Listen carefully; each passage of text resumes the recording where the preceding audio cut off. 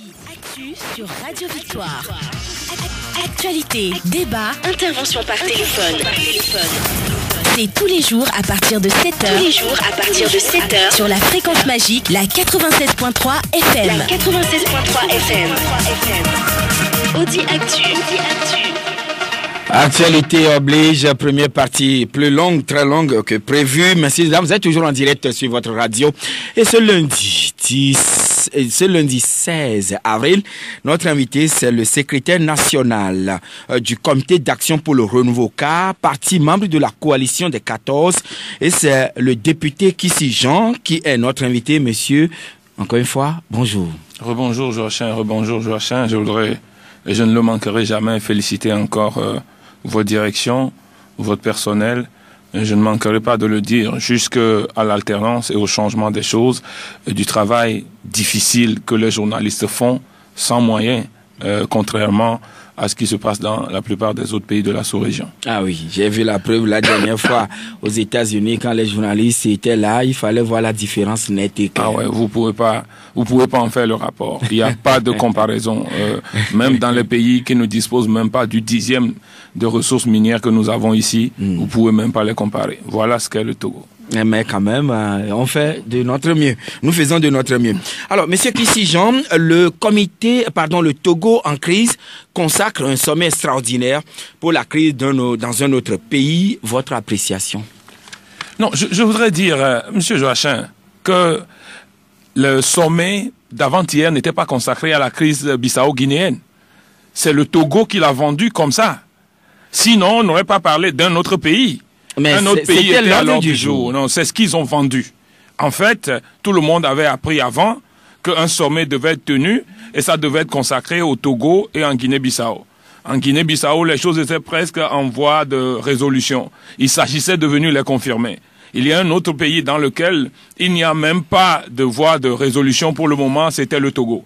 Mais le chef de l'État togolais étant président de la CEDEAO, il ne voulait pas perdre la face en mettant sur l'ordre du jour que le sommet était consacré au Togo. Regardez le nombre de lignes qu'il y a sur la Guinée-Bissau et le nombre de lignes qu'il y a sur le Togo. Regardez les éléments. Mais c'est-à-dire que, au moins, vous les journalistes, lisez entre les lignes.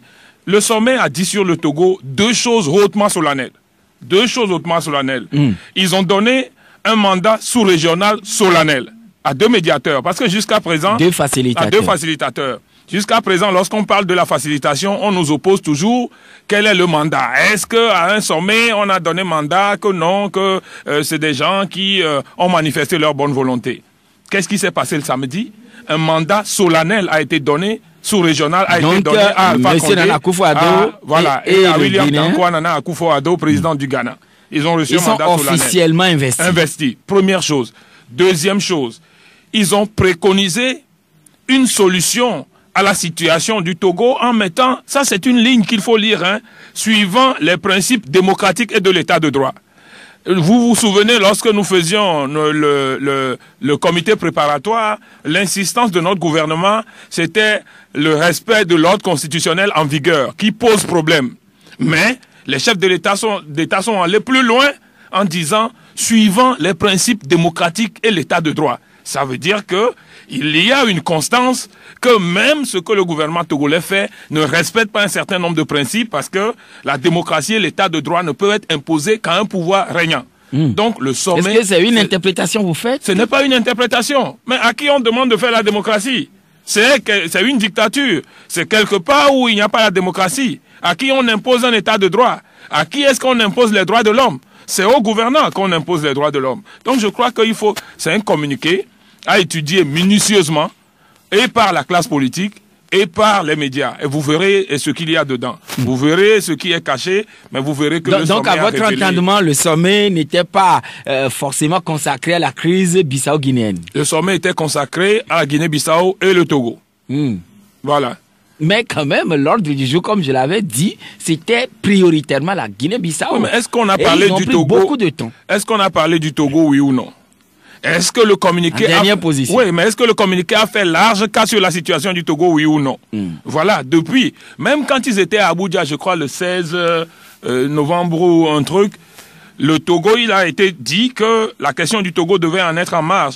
Mais notre gouvernement n'a pas voulu accepter parce que ils veulent donner l'impression que le Togo n'est pas un pays à problème autant qu'on devait le mettre dans le sommet. Donc, vous sentez que le sommet se tient chez nous.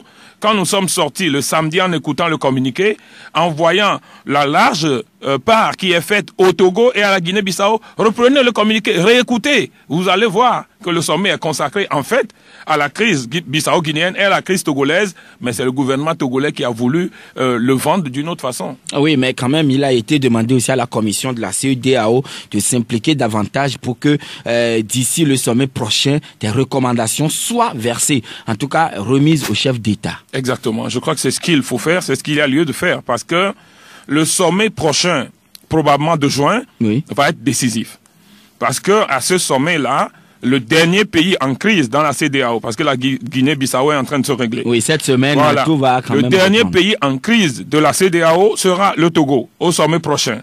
Alors, à ce sommet-là, ce sera la fin du mandat du président Sozimna qui pose problème, parce que jusqu'à présent, et c'était l'embarras au niveau d'Alpha Condé et de tout ça hier, c'est que il est le président de la CEDEAO, mais c'est chez lui que le problème se pose. Il est notre patron, des problèmes se posent chez lui, il n'arrive pas à faire l'effort pour le régler. Il n'a aucune volonté pour le régler, le problème se pose. En juin, son mandat ira à la fin, et quelqu'un d'autre va prendre. Les supputations vont montrer que ce sera le Nigeria, mais on ne peut pas encore le dire. Alors, peut-être que le sommet se tiendra même à Abuja. Et le cas le plus frappant qui sera là-bas, c'est le cas du Togo. Donc, je crois que nous avons... donc, il y a bon espoir qu'après la Guinée-Bissau, maintenant, les chefs d'État s'attardent sur la situation conflictuelle au Togo. C'est la situation qui restera. À moins qu'une autre situation explose, hein. Mais, dans l'état actuel des choses, d'ici juin 2018, c'est la situation qui restera. Donc, il est de bon ton que le pouvoir du Togo prenne conscience et que nous réglons nos problèmes. Sinon, c'est le Togo qui sera à la table au sommet de juin et au changement de la présidence d'exercice de la CEDEAO. Oui, mais il vous est demandé, vous, les acteurs politiques aussi, de contribuer à ce que la paix soit préservée. Ce que nous faisons depuis. Nous ne faisons que ça. Et Patrick Lawson, dans l'interview qu'il a accordée tout à l'heure, a révélé un certain nombre de choses. Si il n'y a pas de problème au Togo depuis le début de notre législature jusqu'au 19 août, c'est que nous avons avalé toutes les couleuvres. Le bureau de l'Assemblée nationale que nous avons n'a pas le droit d'être. Ça viole le règlement intérieur de l'Assemblée. Et pourtant, nous l'avons supporté jusqu'à présent. Ça fait combien d'années que notre premier vice-président de l'Assemblée nationale a été pris comme premier ministre? Depuis... Vous faites allusion au premier ministre Lom Klassou. Depuis 2015. Et on est en 2018. Et il n'a pas été remplacé. Alors que le règlement intérieur... Donc son poste est toujours vacant à l'Assemblée? Son poste est resté vacant. C'est-à-dire qu'il y a des choses incroyables. Il y a de l'archaïsme qui se passe au Togo. Le poste du vice-président Klassou est resté vacant jusqu'à l'heure où vous et moi, nous parlons aujourd'hui. J'ai posé la question 4 fois.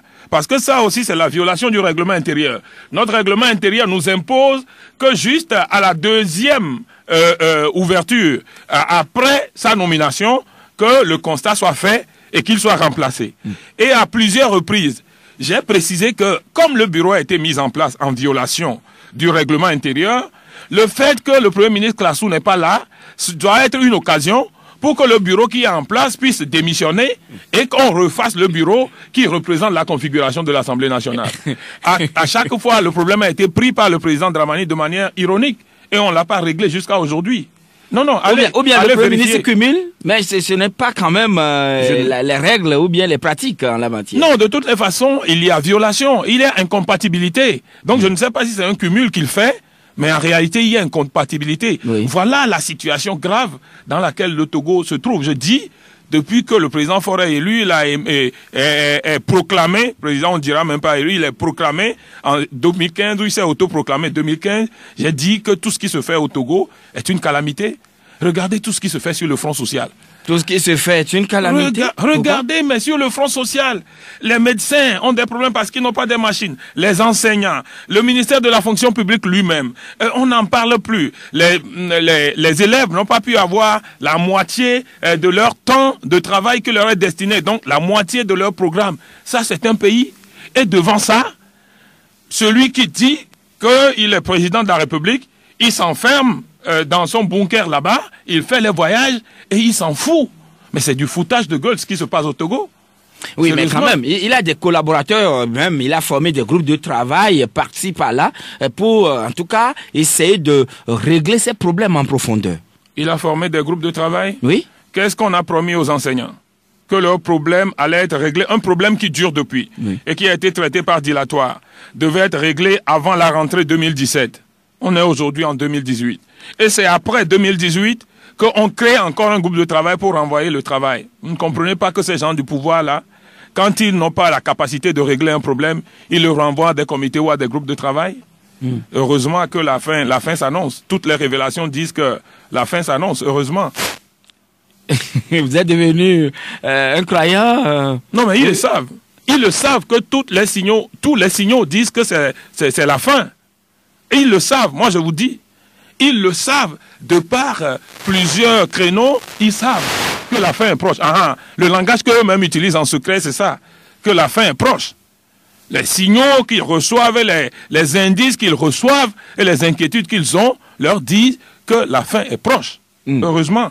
La fin est proche, dites-vous. Ah, mais quand même, monsieur Kissi, à l'Assemblée nationale, vous êtes député également, mais le président de cette institution a fait constater que c'est un gâchis. Ce serait plutôt un gâchis pour vous si vous quittez aujourd'hui ou bien vous bouclez votre mandat, c'est-à-dire la 5e législature, dans le déchirement, dans la méfiance, etc., etc. Je l'ai rappelé à la dernière séance que nous avons eue. Vous partagez du moins son constat? Je ne sais même pas si le mot gâchis est assez fort. Pour moi, c'est pas assez fort pour moi. C'est parce que je ne trouve pas encore un autre mot. Sinon, le mot gâchis n'est vraiment pas fort. Parce qu'il a dit qu'au début de la législature, jusque maintenant, nous avions pu faire une union sacrée pour faire avancer les choses. C'est vrai. Les premiers mois quand même de la législature. C'est même pas les premiers mois, les premières années. Jusqu'à l'année dernière. Le travail que nous avons fait, le jour où on va faire le bilan, quand on prendra tous les dossiers sur les lois que nous avons pu voter, les propositions de loi que nous avons faites, les interpellations, les contrôles de l'action gouvernementale, les interventions dans les régions, les interventions dans les questions des mines, les interventions sur les problèmes sociaux des enseignants, etc. Même des sessions à l'intérieur du pays. Ce que nous avons fait, si on le compare aux autres législatures, c'est pas pour se glorifier, mais je suis sûr qu'il n'y aura pas de comparaison en termes de nombre. Et puis, subitement, la situation a sombré. Vous vous souvenez, lorsque cette crise a commencé, il y avait eu une séance à l'Assemblée où j'ai dit que le pays est sur les braises. Depuis ce moment-là, rien n'a pu être fait entre nous. On n'arrive plus à travailler ensemble. On n'arrive plus à travailler ensemble parce que la crise a tellement gangréné l'Assemblée nationale qu'il y a un problème. Lorsque vous êtes dans une Assemblée nationale où des députés sont menacés, des députés sont pourchassés, et on va et on voit nos frères qui sont de la majorité, cette majorité-là qui soutient des membres du gouvernement, qui donne des ordres aux forces de l'ordre pour qu'on nous poursuive. Mais comment est-ce que nous pouvons travailler ensemble dans ces conditions? Comment est-ce que nous pouvons travailler ensemble? Je crois qu'il faut que... Et Patrick Lawson l'a dit tout à l'heure, que le président Dramani a fait le constat. Mais lui, en tant que président du Parlement, parce que le Parlement, c'est là où, en fait, tout le monde est représenté, où vous êtes obligé, en tant que président, de faire la synthèse entre tout le monde. L'exécutif, c'est un exécutif soutenu par une majorité. Au Parlement, en fait, on dit souvent que le président doit être le chef de l'opposition. Le président de l'Assemblée doit être le chef de l'opposition parce que la majorité risque de dominer la minorité. Et il doit se faire l'avocat de tout le monde. Donc le président doit être l'avocat de la minorité. Alors, Patrick Lawson pose la question. Qu'est-ce qu'il fait pour régler cette question? Il a le devoir et le droit de parler à l'exécutif, de dire, parce que nous sommes obligés d'être ensemble à l'Assemblée, vous êtes seuls ici, parce que nous sommes obligés de travailler ensemble pour l'avancée du pays, vous ne pouvez pas rester dans cette position, vous êtes obligés de nous faire avancer. Et il a fait croire, il a laissé entendre M. Patrick Lawson comme quoi c'est comme si les députés de la majorité étaient devenus porte-parole ou le micro du gouvernement. Non, plus même, est-ce que c'est porte-parole ou micro tout simplement? Non, c'est des caisses de résonance. Moi, je dis souvent, il arrive des moments où ils avalisent des lois contre nous-mêmes. parce qu'ils veulent soutenir le gouvernement, parce qu'ils veulent soutenir Monsieur Sozimna Yassingbe, ce qui est vraiment dommage, en fait. Mais quand vous êtes quelquefois en coulisses, ils vous disent des choses. Quand vous venez en plénière, des postures qu'ils prennent, vous ne pouvez pas imaginer. Et ça, si on n'arrive pas à dépasser cette image-là avant que notre législature ne passe, vous tous, députés, vous faites preuve parfois de mesquinerie, d'hypocrisie? Il y a des députés qui le font. Il y a des députés qui le font. Au niveau de l'opposition également. Vous voyez des décisions comment au niveau de l'opposition. Nous n'en avons pas besoin. Ce que nous disons à l'extérieur, nous le disons à l'intérieur et nous le disons de manière aussi forte. Donc voilà, en réalité, vous allez sur un problème. Je vais juste évoquer un problème. Vous allez sur ce problème-là où on a pris le chef-lieu de Kovié, de Michintove, et on l'a donné à Kovié. Mais sur ce problème-là, tous les députés de UNIR ont été presque quasi unanimes que ce n'est pas comme ça que ça devait se faire. Tous, nous en avons discuté en commission, mais j'ai été étonné de voir que lorsque ça a été fait contrairement à ce que les députés ont exprimé et que les populations ont soulevé cette question, les députés membres de l'UNIR n'ont pu se prononcer sur la question. Finalement, voilà vous les députés, vous n'êtes pas indépendants de vos prises de décision? Non, Joachim, oui? J'ai l'impression que vous avez envie qu'on puisse rire un peu. Vous faites du rion un peu. Vous voyez les députés d'UNIR là, indépendants, vous n'avez jamais vu député UNIR dire un message. Maintenant, la question est de savoir, dès lors qu'on est issu de la majorité présidentielle, on n'a plus les coups de franche de pouvoir travailler librement, jouir de sa parfaite indépendance? En réalité, le travail de député, c'est ça. C'est pour ça qu'on dit que le député est le député de toute la nation. Oui. Et par conséquent, vous devez pouvoir soulever les problèmes. C'est-à-dire qu'en réalité, quand vous prenez le Vaud, par exemple, il y a un député UNIR dans le Vaud. Lorsqu'il y a des problèmes graves dans le Vaud, il y a des exploitations des mines, le problème qui se pose avec la SNPT, tous ces problèmes-là, les problèmes qui se posent maintenant avec un autre industriel qui va s'installer dans la zone de Bado, etc.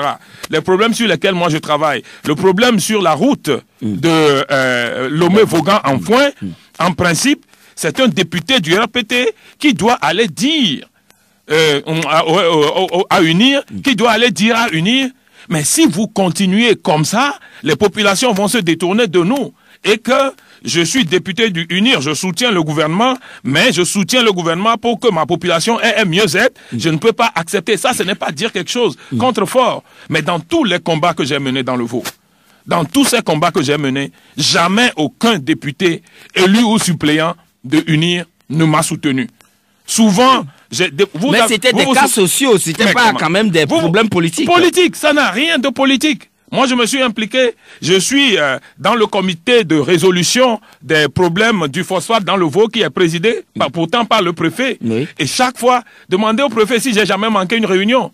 Il arrive même que nous ayons des séances à l'Assemblée. Et votre collègue de UNIR? Ah, je le vois. Il siège aussi. Je le vois pas souvent. Aussi dans il y a droit, mais je le vois pas souvent. Il y a droit, mais je le vois pas souvent. Mais je vous dis, vous vous souvenez que c'est chez vous ici qu'avec un article publié par Olivier Adja, c'est Olivier Adja qui est journaliste, non? C'est Gérard Adja qui est politicien. Oui. Par Olivier Adja, moi j'ai eu un problème avec le président Dramani sur des interpellations que j'ai dit que c'était rangé au tiroir. Vous vous souvenez? Il y avait l'interpellation sur la route Lomé-Vaughan en Foin. Je me suis battu avec des menaces, etc. Et moi aussi j'ai persisté. C'est après 18 mois qu'ils ont accepté que ce problème vienne à la page à l'Assemblée, où le ministre, enquiquiné ce jour-là par moi pendant des minutes, a été obligé de venir nous dire qu'on a pris l'argent pour aller acheter des machines. Oui. Je te dis, dans cette épreuve-là, aucun député ou suppléant UNIR ne m'a soutenu.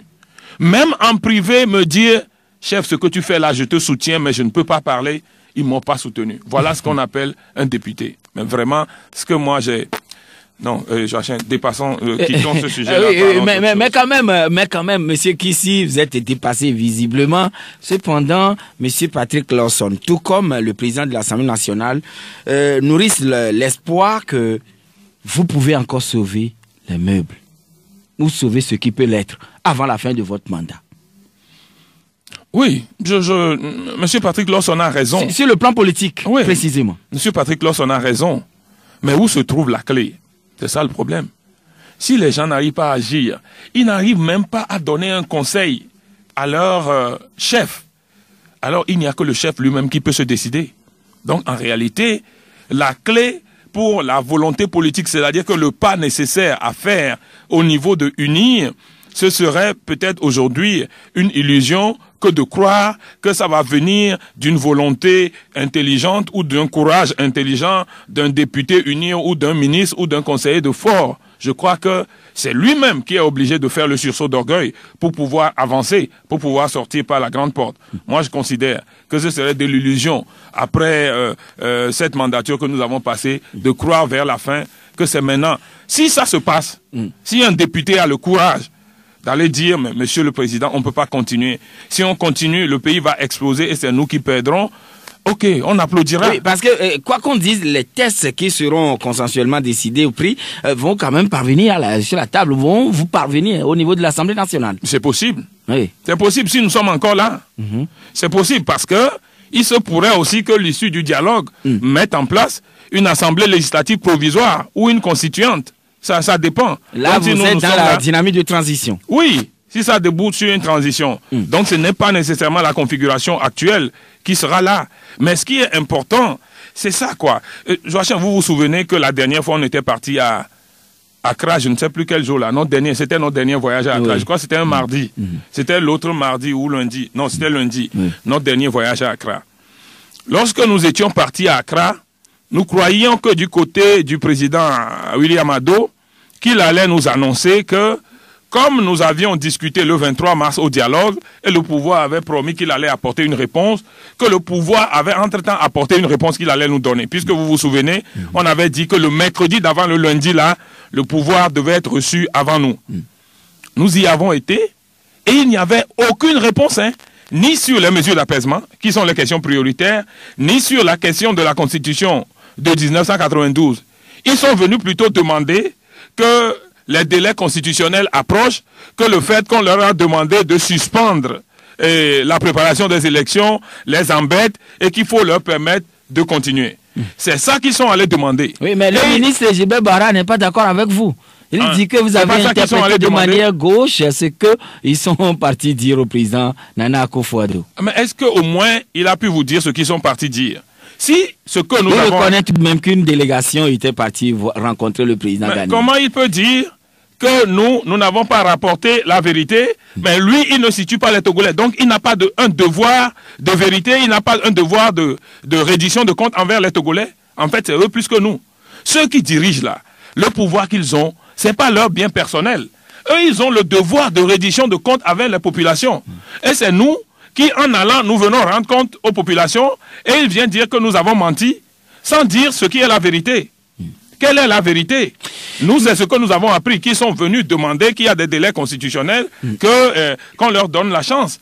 Et avec ça, nous avions déjà les indices. Oui, mais moi, il y a des délais constitutionnels. Joachim, laisse que je te donne ça. Au moment où ils étaient allés, et on a appris ces éléments, on était sortis, moi, j'avais déjà des indices qu'il y avait au sein de la classe politique les groupes qui se préparaient parce que le pouvoir voulait avancer sur la préparation des élections. Ils auront besoin demain.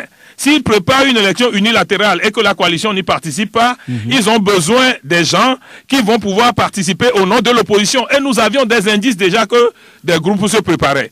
Nous n'avons pas été étonnés de voir que dans l'espace de quelques jours, moins d'une semaine, il y a des gros groupes qui se forment parallèlement. Vous faites allusion donc au groupe des centristes? On a déjà connu ça au Togo, là, le ridicule. Donc, autrement dit, le groupe des centristes qui est formé depuis le vendredi, si la coalition ne va pas aux élections, le groupe centriste va vous remplacer? C'est ce que vous voudrez insinuer? Ah, mais c'est vous qui le dites. Non, non. C'est vous qui le dites. Oui, et je suis en train de faire le parallélisme à ce que vous avez dit. Mais en suivant les indices, c'est ça. Quand moi je mets les choses côte à côte. La dernière fois, quand on était revenu d'Accra, quand j'étais dans la voiture du retour, je ne pensais qu'à ça. Mais comment se fait-il? Et puis, nous avions eu l'information suivant laquelle tous les grosses calibres, les derniers calibres sont sortis. Donc, moi, j'ai compris que si les derniers calibres étaient sortis, c'est que... Vous faites allusion au ministre Barry Moussa Barké, Dama Dramani, soliste qui est ça, etc. C'est vous qui les connaissez. Vous êtes un bon journaliste. Oui, de toute façon, allez-y. Non, vous êtes un bon journaliste. Non, mais vous imaginez que quand ces gens-là sont sortis, que vous-même vous citez, c'est que vous croyez qu'il y a une importante décision qui sera annoncée, non? Il y a une décision de niveau capital qui sera annoncée. Donc, on a été étonné de voir que Tout ce qui est sorti, c'est que non, que la décision de suspension des élections les embête et qu'il y a des délais constitutionnels et qu'il faut se dire, oh, donc c'est pour ça que toutes ces sommités-là ont fait le voyage jusque-là. J'ai dit, c'est-à-dire, au Glonabé, les jeunes disent souvent chez nous, on vit l'aimer. C'est-à-dire, c'est une expression pour dire que ce n'est pas clean, quoi, que ce n'est pas clair. Les jeunes là, WhatsApp là, qui disent cerveau, là, ils disent, on vit l'aimer. J'ai réfléchi dans le véhicule, j'ai dit, non, il y a quelque chose, quoi. Et c'est après que j'ai compris qu'il y a un processus qui était déjà en cours, qu'on ne peut plus retirer parce que vous voyez des groupes se former, qui vont accompagner, unir s'ils veulent forcer sur les élections, pour qu'ils aillent dire à l'extérieur que l'opposition est présente. Je dis non, mais ça c'est du déjà vu. Ah oui, mais quand même, monsieur Kissi, la marche a été interdite, mais pourquoi avez-vous fait fi de la décision portant interdiction annoncée par le gouvernement et selon le ministre Guy-Madié Laurenzo? Vous pouvez nous montrer où cette décision est constitutionnelle? Ou suivant la Constitution, qu'est-ce qui les autorise à cette décision-là? Vous voulez, c'est-à-dire ce que vous voulez du peuple togolais, c'est qu'on se plie devant la dictature, c'est ça? Les combattants de la démocratie, vous venez leur dire de se plier à la dictature. Moi, j'ai dit souvent aux gens, vous nous avez vus là. Moi, depuis mes 20 ans, j'ai offert ma vie pour ce pays. Et c'est lorsque j'ai dépassé la quarantaine, je vais vers la cinquantaine, que je vais courber l'échine devant la dictature? Non. Alors, vous savez, j'évoque toujours un événement qui m'a marqué. Et là, c'était encore Maître Agbouibo. Vous vous souvenez qu'il avait été arrêté et emprisonné? Lui-même, il était avocat. Lorsqu'il est sorti de prison, il est venu en France. Je rappelle ça toujours. Je lui ai dit, mais tu as eu toutes les informations. Tu es toi-même au sein de la justice. Tu es un avocat, l'un des grands avocats. Donc tu as eu toutes les informations qu'on devait te mettre en prison. Et tu sais tous les risques que ça pouvait apporter. Et pourtant, tu es resté là et on t'a mis en prison. Maître Agbouibo m'a répondu, si vous êtes un politicien, un combattant de la démocratie, attends-toi à deux choses. C'est la prison ou c'est la mort. Que pourquoi il devait fuir? Ça m'a donné une leçon. Et j'ai dit, mais qu'est-ce qu'il y a? Qu'est-ce qu'il y a? Il n'y a rien de nouveau sous le soleil d'Afrique. Et donc, ce à quoi on a assisté, comment l'expliquez-vous? Vous allez nous répondre tout de suite.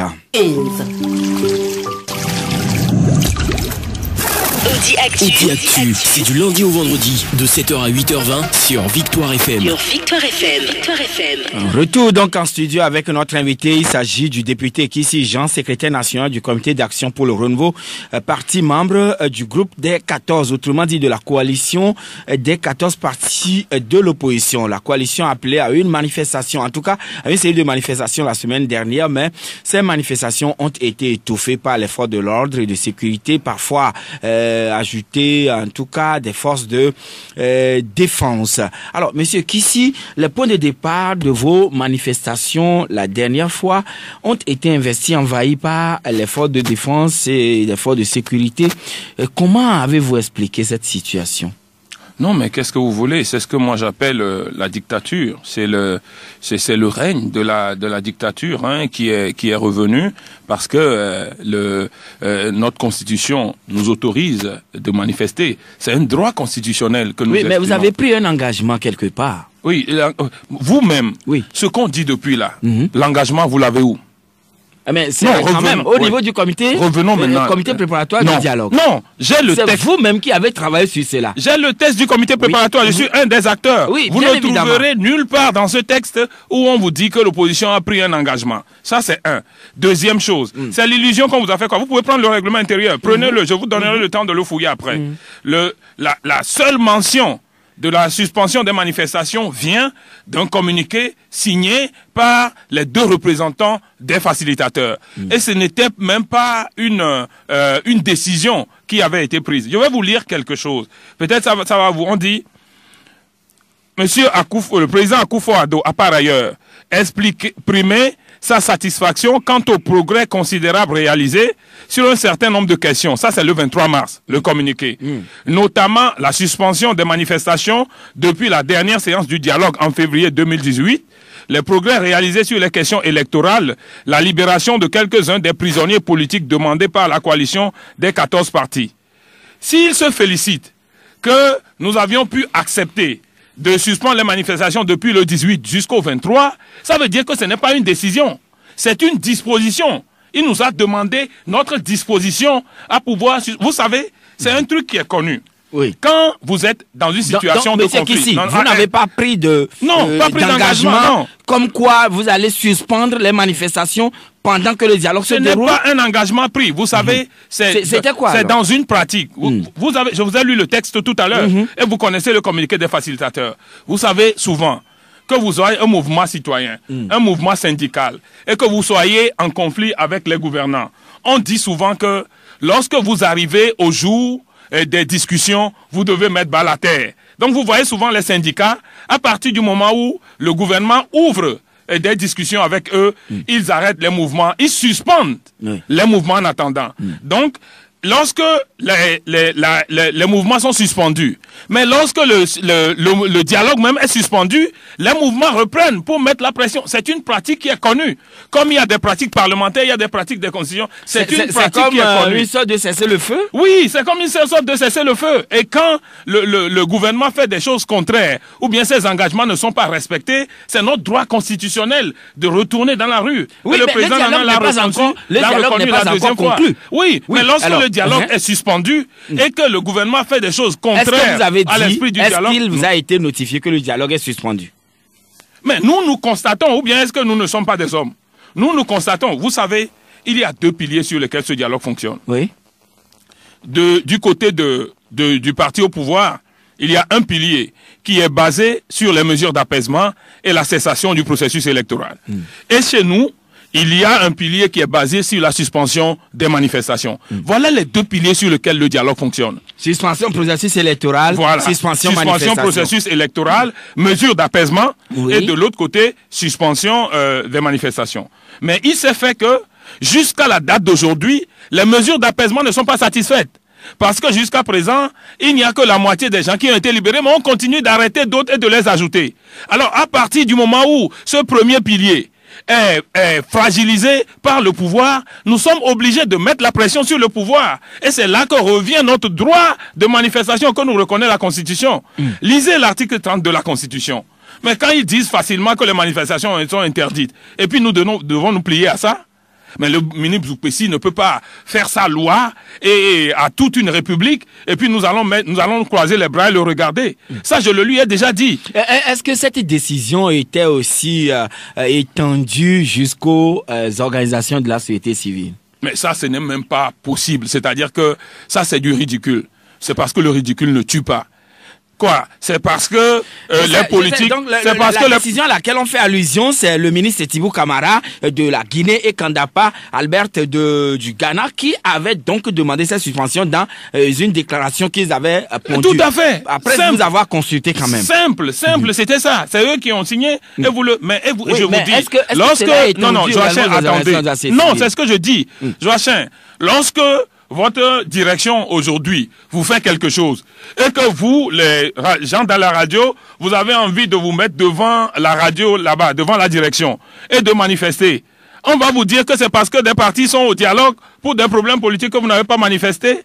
Lorsque les médecins ont un problème et ils ont envie de manifester vers le ministère, mais en quoi ce que nous faisons concerne les mouvements syndicaux? En quoi? Il y a eu le dialogue politique national de 2006. Il y a eu le gouvernement de transition conduit par Maître Abouibo. Est-ce que pendant tout ce processus-là, on a interdit aux organisations de la société civile et aux syndicats de manifester?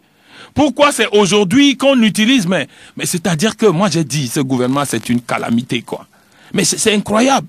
C'est du non-droit total, c'est de la dictature, mais j'ai jamais vu ça. Et ça là, au 21e siècle, pendant que tous les pays de la sous-région est-africaine ont connu l'alternance.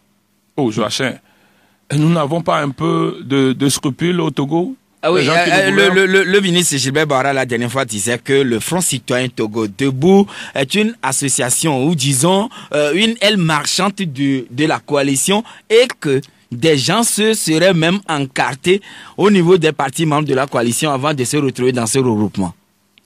Donc quand on est membre du Front Citoyen Togo Debout, on ne doit pas être militant d'aucun autre parti politique. Donc, quand tu es militant d'un parti politique, vous avez un problème social, vous avez des mouvements sociaux, tu dois aller remettre ta carte. Mais ça, c'est une chanson que personne plus n'écoute au Togo. Ou, lorsque la STT avait fait des mouvements, on dit que c'est les politiques qui les ont envoyés.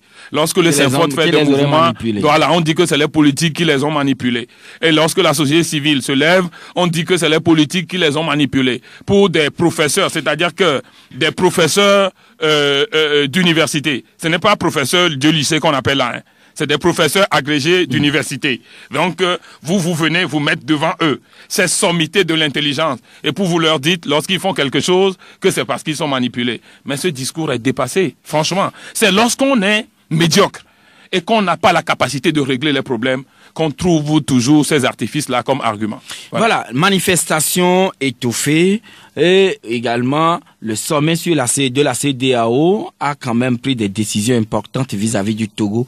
Quelle sera la suite au niveau de la coalition?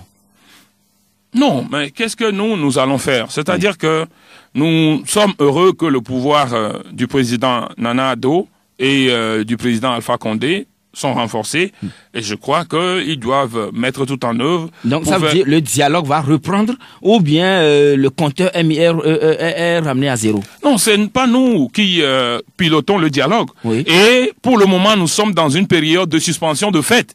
Donc nous ne pouvons pas déclarer la fin du dialogue ou le compteur mis à zéro. Non, nous respectons les facilitateurs. Vous savez, et nous sommes nous-mêmes étonné et écœuré par ce qui se fait, parce que lorsqu'un président d'une république laisse sa république et vient se consacrer à notre problème, et le pouvoir en place se comporte comme ça, vraiment c'est inadmissible. Donc nous ne pouvons pas aller déclarer que le dialogue est fini.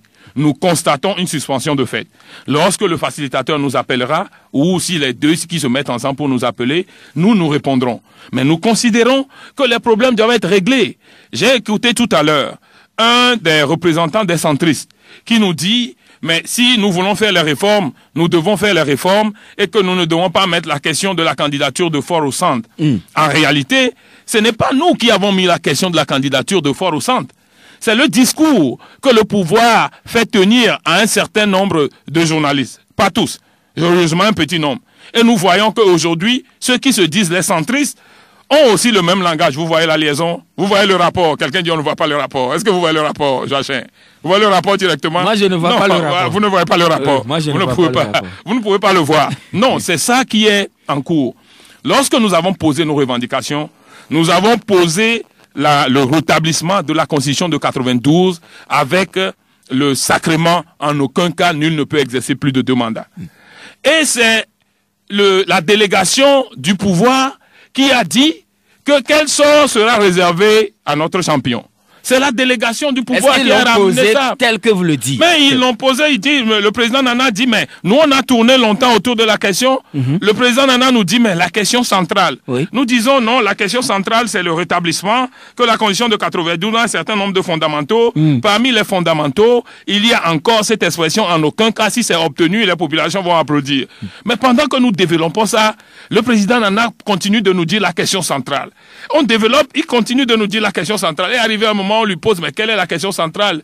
Il dit que nos amis veulent savoir que cette disposition, en aucun cas, touche le président qui est en place et que nos amis veulent savoir quel est le sort réservé au président en place. Ce n'est jamais. Non, la coalition ne peut jamais aller à ces élections et poser la question d'un homme. Pourquoi c'est la question de M. Eswazimna Yassibwe qu'on va poser et pas la question de Jean-Kissi, par exemple? Monsieur Faure Eswazimna Yassibwe, c'est lui qui est au pouvoir. Oui, mais il a été député, non? Oui. Moi aussi, je suis député. Alors, on a vu le travail qu'il a fait en tant que député, on a vu le travail que je fais. Donc j'ai aussi la capacité d'être quelque part. Pourquoi en allant au dialogue, on ne pose pas la question de Jean-Kissi? Pourquoi on ne pose pas la question de Tikpi Adjadam?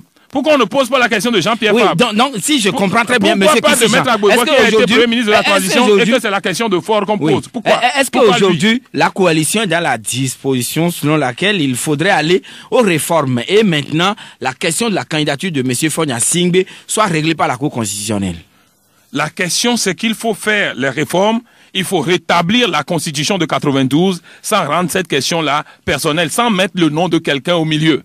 Nous, c'est une constitution... Oui, entre-temps, vous disiez, ramener la constitution de 92 avec ses implications. Oui, mais ramenons la constitution de 92, ça c'est les réformes. Oui. Les implications, ce n'est pas la réforme.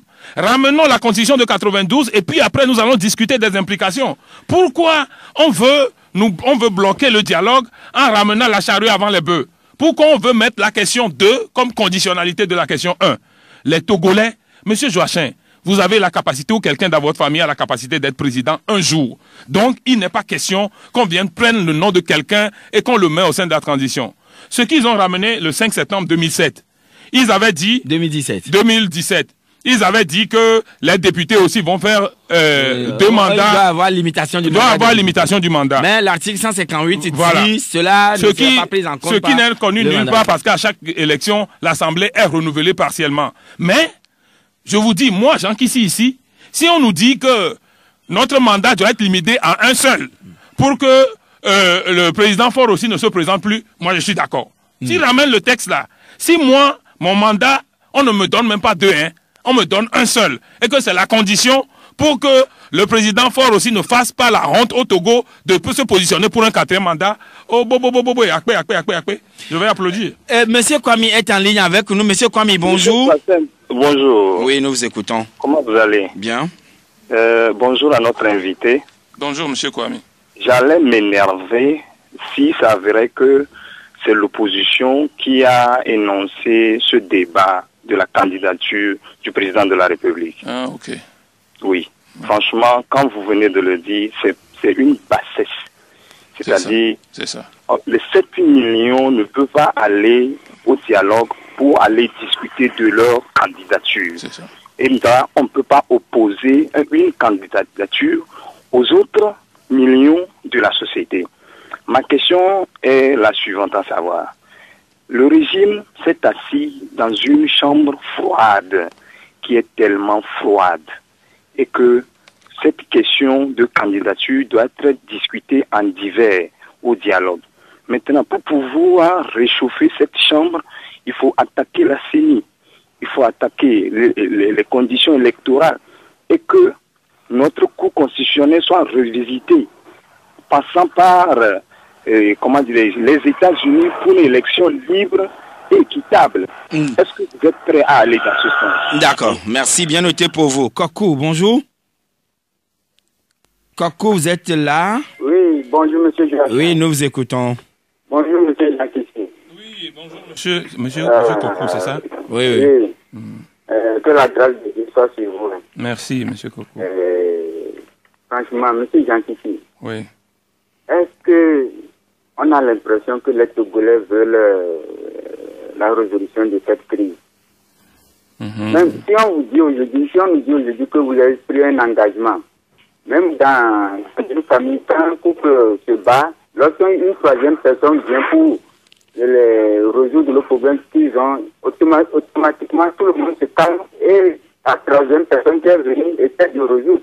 Est-ce que maintenant on va nous dire aujourd'hui que l'opposition a fait un engagement et qu'il a dérogé à cet engagement? Secondo, lorsqu'on nous parle sur le plan juridique, il y a des constitutionnels qui nous ont dit que si on nous remet la constitution de 92, l'article qui fait mention de, en aucun cas, nul ne peut faire plus de 2 mandats. Si cet article revient, juridiquement, ça n'empêche pas M. Faure-Gnassingbé. Mais je me pose la question, pourquoi ça n'empêche pas, et ça fait débat dans le dialogue? D'accord, merci, bien noté. Et nous allons prendre le 3e intervenant qui est en ligne avec nous sur le 92 02 80 63 ou bien 22 21 80 99. Allô? Bonjour, monsieur Joachim. Oui, bonjour, cher ami. C'est monsieur? C'est monsieur Victor. Nous écoutons. Je tiens à remercier l'honorable. J'ai souvent posé si UNI veut se montrer comme un parti qui aime tous les Togolais. Jean Kissi l'a déjà posé. Toi, Joachim, souvent je te pose la question, bien, et à Rama, quand est-ce qu'on formera une constitution à l'image de Jacob Ahama ou bien toi, Joachim? Tu es Togolais. C'est ça. Cher ami Victor, oui, cette chanson, vous l'avez fredonnée à plusieurs moments, à plusieurs reprises. Alors là, allons à l'essentiel, oui. Oui, c'est bien beau qu'on dise que candidature unique là, et ça frappe comme d'autres, comme il a dit, même pour les parlementaires. Bon, voyez, l'autre là, Olympia a déjà abandonné la présidence. Pourquoi certains tiennent toujours à maintenir le pays dans la crise? D'accord, merci, bien noté, cher ami. Alors, monsieur Kissi, le dernier intervenant, vous l'avez écouté. Oui, il a bien dit que pourquoi vous ne voulez pas qu'on fasse une constitution à l'image de Jacob Ahama et vous voulez qu'on fasse une constitution plutôt à l'image de monsieur Sozimna Yassingbe. Moi, je dis, il faut applaudir. Vraiment, les Togolais sont intelligents et sont visionnaires. C'est leurs gouvernants qui n'ont aucune vision. Je reviens à la question de M. Kokou qui pose la question juridique, que ces gens ont dit que si on met, que ça ne frappe pas fort, mais eux-mêmes, ils viennent encore dire. Non, à M. Kokou, je voulais lui dire peut-être une chose que on a relevé, que j'ai surpris hier dans un document de M. Norbert Dozongo. Je ne sais pas si vous vous rappelez de ce journaliste. Oui, voilà. Il dit, en Afrique, la compromission des peuples s'effectue à 3 niveaux. Et je ne vais vous livrer que le premier niveau. Et le premier niveau est constitué d'intellectuels opportunistes qui se servent de leurs connaissances livresques pour aider les dictateurs à donner un contour idéologique et politique à leur tyrannie. Le tyran peut voler, tuer, emprisonner, torturer, il sera défendu, intellectuellement réhabilité par des cerveaux, entre guillemets, au nom de leur propre intérêt. Résultat, la plupart de ces intellectuels finissent par s'exiler ou sont froidement exécutés ou se suicident en prison. Les plus heureux sont ceux qui sont dépouillés de leurs biens et de leurs privilèges avant d'être jetés en pâture au peuple. Un tyran n'a pas d'amis éternels. Donc, par les tyrans eux-mêmes, non. Je crois que c'est une simple réponse que je veux vous donner à ce lot d'intellectuels, de juristes dont vous parlez par l'entremise de cet écrit de journaliste de feu mémoire Norbert Zongo. Et donc, monsieur Kissi, un autre internaute pose la question de savoir, jusqu'à quand allez-vous vous entendre pour résoudre le problème qui emporte la vie des honnêtes citoyens? Là, il vous pose la question en tant que député, parce que vous êtes député élu de la nation. Oui. Vous étiez là, beaucoup de Togolais ont perdu leur vie. Oui. Et vous n'avez rien dit. Mais celui qui fait le problème n'a qu'à lever le pied. Ce n'est pas les députés qui ont décidé qu'on tue 800 Togolais en 2005. À qui profite le crime? C'est la question que les gens doivent se poser. À qui quelqu'un a posé la question tout à l'heure pour de savoir, c'est le premier intervenant, pour demander est-ce qu'il ne faut pas attaquer les autres questions. Mais il a raison. Oui, là c'est le débat de fond. Oui, mais vous l'avez pas encore démarré. Oui, mais c'est UNIR qui a bloqué le dialogue par la question de la candidature de M. Sozimna Yassingbe. Finalement, si on comprend bien, c'est vous les acteurs qui dictez l'orientation à suivre ou bien comment la facilitation doit être menée ou bien c'est le facilitateur qui vous impose la conduite à tenir. Mais si quelqu'un ne veut pas avancer, comment voulez-vous avancer? Quand vous êtes un facilitateur, ça veut dire que c'est ça le problème. Il y a le médiateur peut imposer quelque chose aux parties en conflit. Mais le facilitateur est obligé d'avancer des idées et essayer de trouver un compromis. Qui a subtilement dévié le truc que ce ne soit pas médiateur pour la crise togolaise, mais que ce soit facilitateur? Je ne sais pas à quel niveau ça a été. Nous, on a utilisé tous les termes avant. Samedi, on parlait par rapport au cas Bissau-Guinéen, on disait médiateur. Oui. Mais pour le cas togolais, on parle de facilitateur. Oui, mais peut-être dans le processus où on est, si ces gens sont toujours têtus, on sera obligé peut-être de renforcer le mandat des facilitateurs et d'en faire des médiateurs. Joachim, écoutez cette partie du règlement intérieur. L'accord global sera constitué des points d'accord sur les différents sujets à l'ordre du jour. Des points d'accord sur les différents sujets. Ça veut dire que on doit pouvoir aborder les différents sujets. C'est ce que le texte dit. Et pourtant, depuis le début, on est bloqué sur une question.